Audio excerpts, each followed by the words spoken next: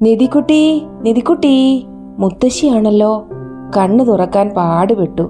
ഉറക്കം പോയിട്ടില്ല. എന്തൊരു ഉറക്കം! എണീക്ക്, പോകണ്ടേ? എവിടെയാണെന്നും എന്താണെന്നും ഒക്കെ മനസ്സിലാക്കാൻ കുറേ നേരമെടുത്തു. അച്ഛനെയും അമ്മയും ചേട്ടന്മാരെയും ഒക്കെ ഓർത്ത് വിഷമിച്ച് കിടന്ന് എപ്പോഴോ ഉറങ്ങി. സമയം രാവിലെ 9 മണിയായത്രേ.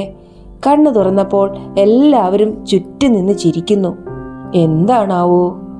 മീര ചേച്ചി കുളിപ്പിച്ചു. പുതിയൊരു ഉടുപ്പും തന്നു. ചുവന്ന കുട്ടിയുടുപ്പ്. മുടി ചീകി പൊട്ടു തൊടുവിച്ച് നന്നായി ഒരുക്കി. ചായ കുടിക്കാനിരുന്നു.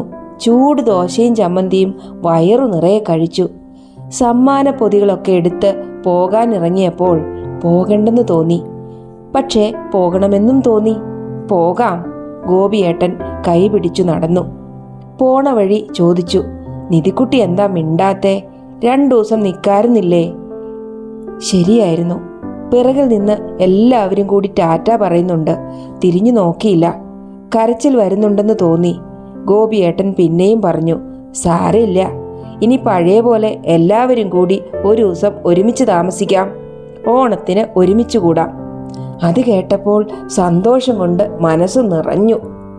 ഗോപിയേട്ടനെ നോക്കി ചിരിച്ചു. ഓണം വേഗം വരട്ടെ.